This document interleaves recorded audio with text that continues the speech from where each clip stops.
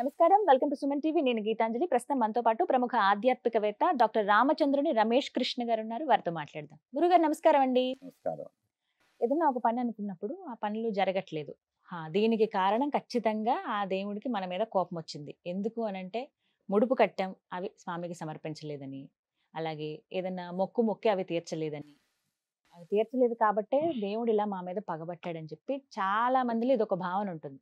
అంటే ఏదైనా కోరిక కోరుకుని అది తీరిన తర్వాత మొక్కు చెల్లించకపోతే, అలాగే ముడుపులు కట్టి సమర్పించకపోతే, వస్తాం ఇక ఆలయానికి అని చెప్పి రాకుండా ఉంటే దేవుడికి కోపం వస్తుందా? మనల్ని శిక్షిస్తాడా? మనకి జరగాల్సిన పనులన్నీ ఆపేస్తాడా? ఇంతేనా అని చాలా మంది భావన అండి. ఏం చెప్తారు? నిజంగా అలా జరుగుతుందా? ఈ మనిషి దేవుడి గురించి ఆలోచించేటప్పుడు మనం ఎలా ఉంటామో ఆయన కూడా అట్లానే ఉంటాడు అని అనుకుంటాడు. అది వచ్చిన చిక్కంతా ఇక్కడ, అంతకన్నా ఇంకేం లేదు. మనం ఎవడన్నా ఒక మాట చెప్పాడు అనుకోండి, ఆడు చెప్పిన తర్వాత ఆ పని చేయలేదు అనుకోండి, మీరేం చేస్తారు? వాడిని తిడతారు, వాడిని కొడతారు. ఇంకా కోపం ఎక్కువగా ఉంటే వెనకాల నుంచి పోయి ఏదైనా నరుకుతారు, ఏమైనా చేస్తారు. ఇప్పుడు నువ్వు ఇవన్నీ చేస్తున్నావు కాబట్టి ఇవన్నీ తీసుకుపోయి స్వామికి అంటగట్టేస్తున్నాం మనం. ఆయన కూడా ఇంతేను. నేను మొన్న ఆ మాట చెప్పాను కదా ఆయనకి, నేను దర్శనం చేసుకుంటానన్నాను కదా, కాబట్టి దర్శనం చేసుకోలేదు కదా, ఆయన కోపం వచ్చేసింది, అందుకని నేను ఇవాళ స్కూటర్ మీద పోతుంటే నా స్కూటర్కి యాక్సిడెంట్ చేశాడు ఆయన అంటాడు. దేవుడికి పాపం పని పాటలేదు. ఇవన్నీ కూడా మనం చెప్పేసుకుంటున్నాం అన్నమాట దేవుడి గురించి. ఎప్పుడు అవలేదు, దానివల్ల మా ఇంట్లో ఇన్ని ఇవి జరిగిపోయినాయి, ఈ ఉపద్రవం వచ్చేసింది, అది వచ్చింది, ఇది వచ్చేసింది, దీని అంతటికీ కారణం ఆయనే అంట. ఇందులో రెండవ విషయం ఏంటంటే నీలో ఉండేటువంటి అన్యోన్యతాభావం. అంటే నేను చేసినటువంటి పని, అంటే నేను కదా వాగ్దానం చేశాను. దేవుడు అడిగాడా అండి మిమ్మల్ని ఏమన్నా వాగ్దానం చేయమని? ఆయన ఏమన్నా అడిగాడా నువ్వు ముడుపు కట్టమని? ముడుపు కట్టింది నువ్వే. నువ్వు ముడుపు కట్టుకొని నువ్వు వాగ్దానం చేసి, నీ వాగ్దానాన్ని ఎవరు బ్రేక్ చేశారు? నువ్వే బ్రేక్ చేసుకున్నావు. చేసుకున్న తర్వాత నీ మనసులో ఆ పాప భీతి అనేటువంటిది నీకే కలిగింది. అమ్మో నేను చేసింది తప్పు, కాబట్టి ఈ తప్పు నువ్వు చేసుకున్నావు గనక ఈ తప్పు వల్లనే నాకు ఇవన్నీ జరుగుతున్నాయి అనే భావం నీ మనసులో ఉంది. అంతేకాని భగవంతుడు ఎప్పుడూ కూడా ఎవరిని ఈ విధంగా శిక్షించడు. ఆయన ఎంత కరుణాస్వరూపుడి అంటే తన భార్యను ఎత్తుకుపోయినటువంటి రావణాసురుణ్ణే వాడిని సంహరించేటువంటి అవకాశం చేతికొచ్చినా కూడా, ఒరే రావణాసురా, చేతిలో ఆయుధం లేదురా నీకు, హాయిగా పోయి రాత్రంతా రాజ్యాన్ని పరిపాలించుకొని రేపు ఉదయం తిరిగిరా ఆయుధాలు పట్టుకొని అన్నాడు. ఎందుకన్నాడు ఆ మాట? కనీసం ఇప్పుడు ఓడిపోనంత వరకు కూడా వీడి మనసులో రాముడిని జయించగలననేటువంటి గర్వం ఉండింది. రావణ ఇప్పుడు ఓడిపోయాడుగా, ఓడిపోయిన తర్వాత అన్న మనసు మారిపోతుందేమో. రేపు ఉదయం వచ్చి అయ్యా నా వల్ల తప్పైపోయింది, నేను సీతమ్మని తీసుకుపోవటం తప్పు అని కాళ్ళు ఎక్కడ పట్టుకుంటాడో, పట్టుకుంటే వదిలేద్దాం అనుకున్నాడు. కానీ అలా జరగలేదు. అప్పటికి కూడా వాడి బుద్ధి మారల. ఇక అప్పుడు మారకపోతే ఎవడైనా ఏదేవుడైనా చేసేదేం లేదు.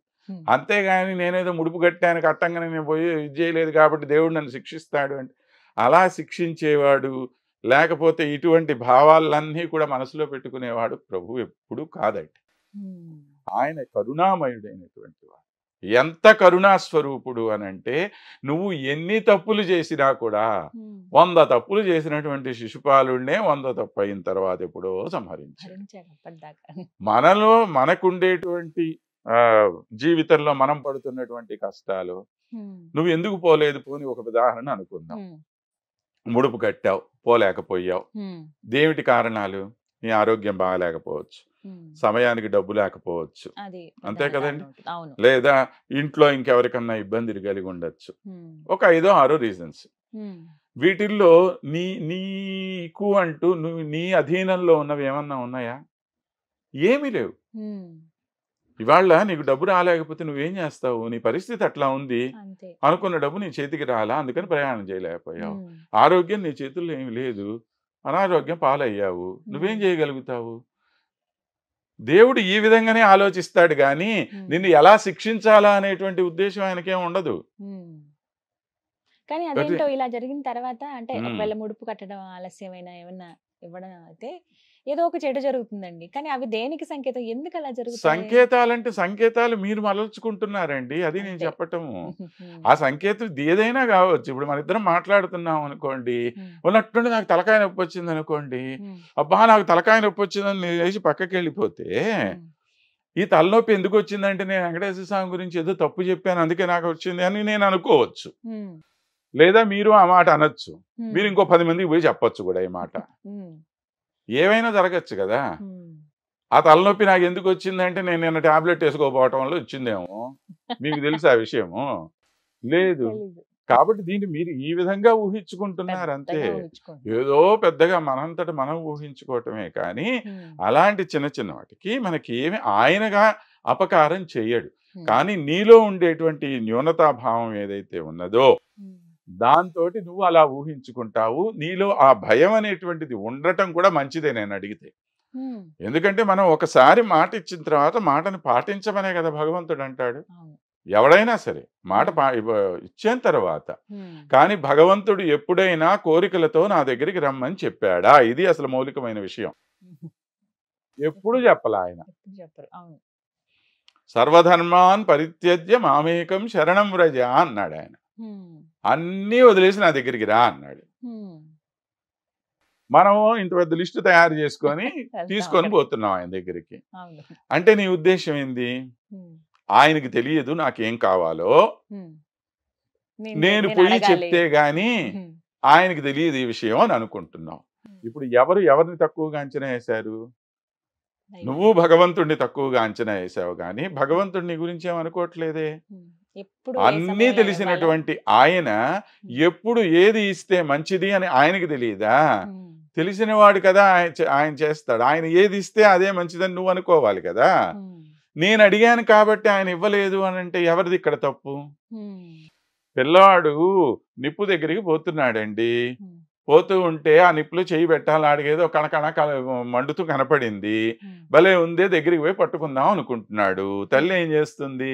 ఆపుతుంది ఒరేయ్! ముందు. పట్టుకుంటే నీ చెయ్యి కాలుతుంది. అది హ్మ్. నీకు తెలీదు. హ్మ్. కాలుతుందని తర్వాత ఎప్పుడో తెలిసిన తర్వాత ఏడుస్తావు నువ్వు. హ్మ్. అంతకు ముందే ఆ విషయం తెలిసినటువంటి తల్లి పక్కనుందా? హ్మ్. తల్లి ఏం చేస్తోంది? ఆపుతది. వెనక్కి పిల్లోడు ఏం తెచ్చుకుంటది. చేస్తాడప్పుడు? ఏడుస్తాడు. ఏడుస్తాడా లేదా? నన్ను అది ఏడుస్తాడు. ముట్టుకోనివ్వట్లేదని ఏడుస్తున్నాడు వాడు. అవును. కానీ అది ముట్టుకుంటే ఇంతకన్నా ఏడుస్తావురా నాయనా అని చెప్పి హ్మ్. తల్లి ఆపుతున్నది ముందు. హ్మ్. ఇప్పుడు తల్లా చెడ్డది, పిల్లోడా చెడ్డోడు? పిల్లోడికి అజ్ఞాని అర్థం అయిన అవ్వట్లేదు. చెడ్డ ఎవరూ లేదు. హ్మ్. వాడి అర్థం అజ్ఞానం వల్ల కావట్లేదు. వాడు అలా అనుకుంటున్నాడు అంతే. హ్మ్. అట్లానే భగవంతుడికి తెలుసు. హ్మ్. నాకు ₹1,00,00,000 కావాలని మీరు కోరుకున్నారండి. హ్మ్. ఒరేయ్! ఈ ₹1,00,00,000 ఇస్తే హ్మ్. ఈ మనిషి సరైనటువంటి దోవలో ఉండదు అనుకున్నాడాయన. హ్మ్. 1,00,00,000 అడిగితే నీకు ₹1,00,000 ఇచ్చాడు. హ్మ్. అబ్బే! ఈ దేవుడు మంచోడు కాదండి. పక్క దేవుడి దగ్గరికి పోతాను నేను. హ్మ్. ఆయనైతే ₹1,00,00,000 అడిగితే 10,00,000 అన్నా ఇస్తాడు హ్మ్. అనుకోని ఈ గుడి వదిలేసి ఆ గుడికి పరిగెత్తుతాం. పని. హ్మ్. ఇప్పుడు హ్మ్. ఎవరి మీద నమ్మకం లేకుండా పోయింది? దైవం మీదే. మనకు నమ్మకం లేకుండా పోయి ఆయన్నేంది మనం తిట్టటం? అది తప్పంటారు. ఆయనకి ఏది, ఎంత, ఏ సమయంలో ఎలా ఇవ్వాలనేది తెలుసు. హ్మ్. కాబట్టి స్వామి దగ్గరికి పోయి 2 చేతులు జోడించి మనం చేయాల్సిన పనేంటి? స్వామి హ్మ్. ఏది భావ్యమో నాకు అది హ్మ్. నాకు అనుగ్రహించు. హ్మ్. అంతవరకే. ఇప్పుడు భారం ఎవరి నెత్తినుంది? దేవుడి పైనే. నీకెందుకు టెన్షన్ ఇంకా? నన్ను హ్యాపీగా రిలాక్స్‌డ్‌గా రక్షించాల్సినటువంటి ఉండమంటారు. భారం నీ మీద ఉంది అని చెప్పి మొత్తం తీసుకుపోయి ఆయనకి డెలిగేట్ చేసేయి అన్నాడు. హ్మ్. మనం పట్టుకొని లాక్కుంటున్నాం. అబ్బే! నాకు తెలుసు, నాకు తెలుసు, నాకు తెలుసు. హ్మ్. పట్టుకొని లాక్కున్నోడికే కదా కష్టం. హ్మ్. కష్టం నువ్వు పడుతున్నావు. ఆయన తిట్టటం ఎందుకు అంటాను. దేవుడి పైన కాబట్టి భారం ఎప్పుడూ ఎయ్యాలి. కూడా భగవంతుడి దగ్గరికి పోయి 2 చేతులు జోడించి ఇదే ప్రార్థన ఎవ్వరికైనా ఒకటే ప్రార్థన. హ్మ్. స్వామి ఏది నాకు భావ్యమో అది నాకు నువ్వు అనుగ్రహించు. హ్మ్. నీకు ఏది అనుగ్రహించాలో తెలిసినవాడు ఆయన. హ్మ్. అంటే అది చెయ్యాలి తప్పితే రైట్. ఇంకా ఏ విధంగా ఆయన నిన్ను శిక్షించడం కోసం ముడుపులు కడితే నాకేదో ఇదైపోతుంది, కట్టకపోతే కోరికలు తీర్చకపోతే నన్ను అన్యాయం చేసేస్తాడు, నన్ను నాశనం చేస్తాడు. హ్మ్. ఇవన్నీ పిచ్చి మాటలు ఎవరన్నా చెప్పినా కూడా నమ్మమాకండి. అంతే. రైట్. థాంక్ యూ ఎందుకంటే సార్. కొంతమంది దాన్ని అవకాశం తీసుకొని చెప్పేవాళ్ళు కూడా ఉంటారు. అవును. అది అసలు మన నమ్మనే అవసరం లేదు. ధన్యవాదాలు సార్. నమస్తే.